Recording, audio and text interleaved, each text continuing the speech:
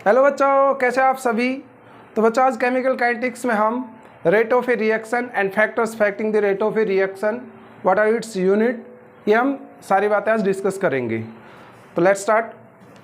First आता है chemical kinetics, जो एकदम स्टार्टिंग में है 4th यूनिट में केमिकल काइनेटिक्स में। केमिकल काइनेटिक्स क्या होता है? केमिकल काइनेटिक्स केमिस्ट्री की वो ब्रांच है जिसमें क्या स्टडी किया जाता है? Rate of a reaction, rate of a reaction, factors affecting the rate of a reaction, factors affecting rate of reaction and mechanism of reaction, and mechanism of reaction. Kinetics means itself, kinetics का अर्थ होता है movement, यानी कि chemistry की वो branch जो reaction, rate of a reaction के बारे में स्टडी करती है, रिएक्शन को प्रभावित करने वाले फैक्टर्स कौन से हैं और रिएक्शन का मैकेनिज्म क्या है। Mechanism means step wise description करना, स्टेप वाइज इसको एक्सप्लेन करना मैकेनिज्म कहलाता है। तो सबसे पहले इसमें आता है rate of a reaction. Rate of reaction किसे कहते हैं? Change in concentration of, change in concentration of product, of reactants or product, reactants or product per unit time। Unit time में कंसंट्रेशन में कितना बदलाव आता है क्या कहलाता है? Rate of a reaction. किस में बदलाव? या तो रिएक्टेंट्स में कितनी डिक्रीज हो रहा है रिएक्टेंट्स, या प्रोडक्ट्स की कंसंट्रेशन कितनी इंक्रीज हो रही है। मान लीजिए हम कोई भी रिएक्शन कंसीडर कर लेते हैं, x चेंजेस इनटू दी y, तो यहाँ क्या होगा बच्चों? हमेशा x की वैल्यू डिक्रीज होगी, x की कंसंट्रेशन यानी कि रिएक्टेंट्स की कंसंट्रेशन घटेगी और प्रोडक्ट्स की कंसंट्रेशन इंक्रीज होगी। तो इस रिएक्शन की रेट हम दो टर्म्स में दे सकते हैं। Rate of a reaction decrease minus use करेंगे, change concentration of x upon time interval delta t, और जितना ये डिक्रीज होगा x उतना ही y इंक्रीज भी होगा। तो इसके आगे हम प्लस सिंबल यूज करते हुए concentration of y delta t। तो यहाँ से हमें रेट ऑफ ए रिएक्शन का फार्मूला मिला बच्चों कि change in concentration, change in concentration upon में टाइम। कंसंट्रेशन में बदलाव, कंसंट्रेशन में बदलाव रिएक्टेंट्स में भी हो सकता है, माइनस यूज करेंगे, और प्रोडक्ट्स में भी होगा, प्लस यूज करेंगे प्रोडक्ट्स के आगे। ओके, अब इसकी यूनिट और कर लेते हैं कि रेट ऑफ ए रिएक्शन को मेजर किस टर्म्स में करते हैं, किस यूनिट में करते हैं। तो यहाँ से अपने को पता लग रहा है कि ऊपर क्या दे रखी है? कंसंट्रेशन। कंसंट्रेशन की यूनिट क्या होती है? मोल पर लीटर। और नीचे क्या दे रखा है बच्चों? टाइम, जिसकी यूनिट होती है सेकेंड। तो हम सेकेंड को ऊपर ले जाएंगे तो क्या हो जाएगा? तो इसकी यूनिट क्या हो जाएगी? Mole litre inverse second inverse. It's the unit of rate of a reaction. समझ गई? रेट ऑफ ए रिएक्शन की यूनिट क्या होती है? Mole litre inverse second inverse. क्यों? क्योंकि इसके ऊपर टर्म है कंसंट्रेशन और नीचे टाइम है। कंसंट्रेशन की यूनिट होगी मोल पर लीटर और टाइम की होगी सेकेंड, तो ऊपर जाने पर सेकेंड भी इनवर्स में हो जाता है। अब बच्चों पढ़ते हैं कि वो कौन से फैक्टर्स है जिससे रिएक्शन की रेट प्रभावित होती है। अच्छा, रिएक्शन को एक्सप्रेस किस टर्म्स में करते हैं? रिएक्शन की रेट को एक दो और रिएक्शंस कर लेते हैं। तो मान लीजिए हम कोई भी रिएक्शन कंसीडर कर लें, फैक्टर्स पे जाने से पहले हम एक दो रिएक्शंस कर लेते हैं जिसकी रिएक्शन की रेट कैसे एक्सप्रेस करते हैं वो हम आपको बताते हैं। तो बच्चों मान लीजिए A B changes into C X plus लगाएंगे। हम कोई भी जनरल रिएक्शन कंसीडर कर रहे हैं, कोई भी जनरल रिएक्शन। अब इस रिएक्शन की रेट कैसे देंगे? रेट जो रिएक्टेंट्स है ना उनके आगे हम माइनस का सिंबल यूज करेंगे और प्रोडक्ट्स के आगे प्लस का सिंबल यूज करेंगे। तो minus D of A upon में डी टी। इसका कोफिशिएंट कितना है? कैपिटल ए का स्मॉल ए डिवाइड कर देंगे, इक्वल यहाँ ध्यान देना बच्चों, कई प्लस करते हैं कई बच्चे, प्लस नहीं होगा, इक्वल का निशान आएगा यहाँ पर, और क्योंकि ये रिएक्टेंट है तो माइनस यूज करेंगे, change in concentration of B upon में टाइम। इसका कोफिशिएंट कितना है, B, small B, so small B divide कर देंगे। नेक्स्ट, प्रोडक्ट टर्म्स में भी आप कर सकते हो। प्रोडक्ट टर्म्स में कैसे कर सकते हो, concentration of C, capital C upon में डी टी, या हम प्लस का सिंबल यूज करेंगे या कोई भी सिंबल यूज करने की जरूरत नहीं है। इसका कोफिशिएंट क्या है, स्मॉल सी इक्वल एक्स, तो कंसंट्रेशन ऑफ एक्स अपॉन में डी टी, और इसका कोफिशिएंट क्या है, स्मॉल एक्स। ठीक है बच्चों, तो किसी भी रिएक्शन की रेट आप इस टर्म्स में लिख सकते हो, उसके कोफिशिएंट्स को क्या करना पड़ेगा, डिवाइड करना पड़ेगा, राइट। चलो अब एवरेज रेट और इंस्टेंटेनियस रेट और पढ़ लेते हैं। कुछ देर पहले मैं डेल्टा यूज कर रहा था, अभी मैं डी यूज कर रहा हूँ। कब डेल्टा यूज करते हैं, एवरेज रेट के लिए, एवरेज रेट को एक्सप्रेस करने के लिए डेल्टा यूज किया जाता है, और डी इंस्टेंटेनियस रिएक्शन रेट को, इंस्टेंटेनियस रेट को एक्सप्रेस करने के लिए डी यूज किया जाता है। ओके, ध्यान रखना, delta is used for average rate and D is used for instantaneous rate. D means small change, जब चेंजेस बहुत स्मॉल हो तो डी यूज किया जाता है। ओके, अब दो प्रकार की रिएक्शन रेट आती है, एवरेज रेट और इंस्टेंटेनियस रेट। एवरेज रेट क्या होता है बच्चों बताइए, एवरेज से नाम पता ही लग रहा है, average rate, average rate total change in concentration upon total time taken, क्योंकि एवरेज में टोटल वर्ड यूज हो जाता है। बताइए,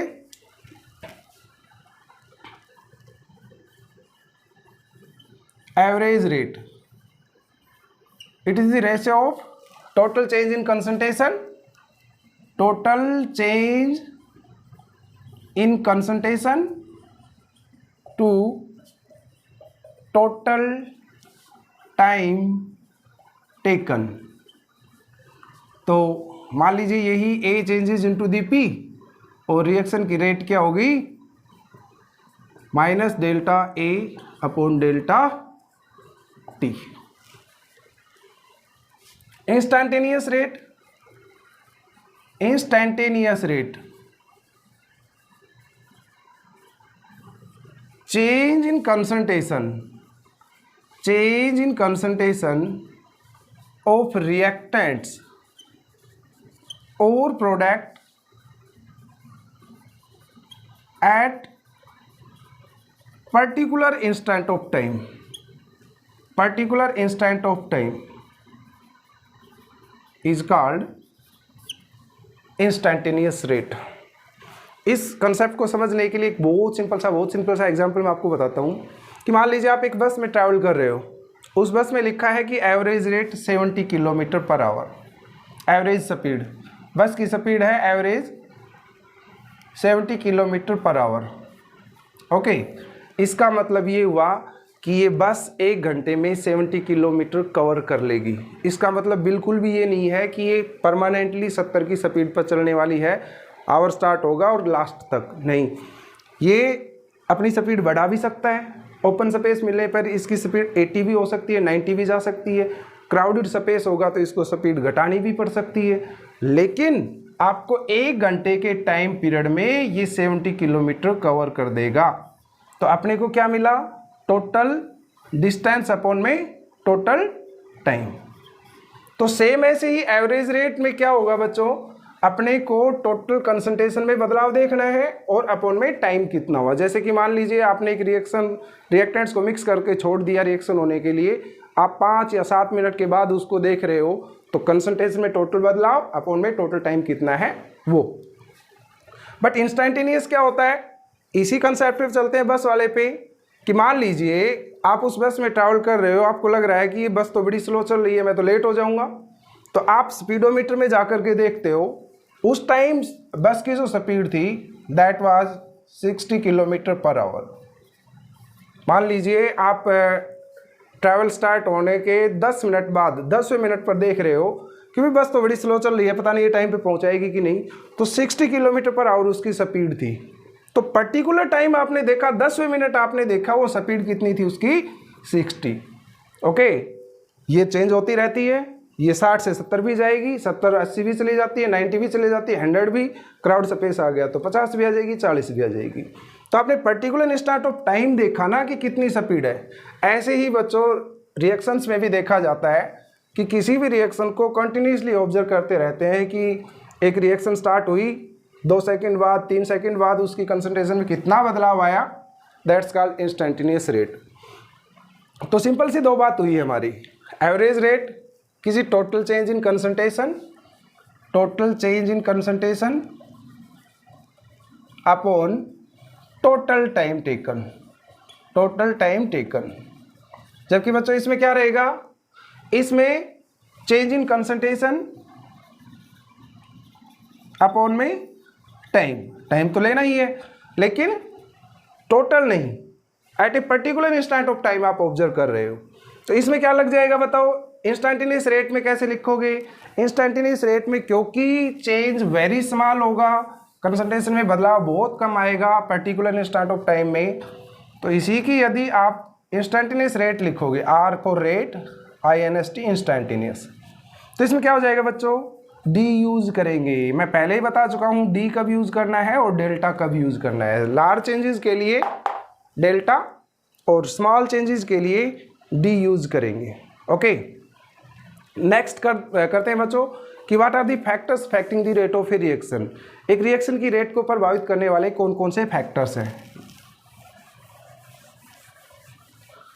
तो 5 फैक्टर्स हैं जो रिएक्शन की रेट को प्रभावित करते हैं, एक एक उनको पढ़ेंगे। Let's start. Factors affecting rate of a reaction, factors affecting rate of reaction. एक रिएक्शन की रेट को कौन कौन से फैक्टर्स अफेक्ट करते हैं। तो पहला तो है नेचर, नेचर ऑफ रिएक्टेंट्स।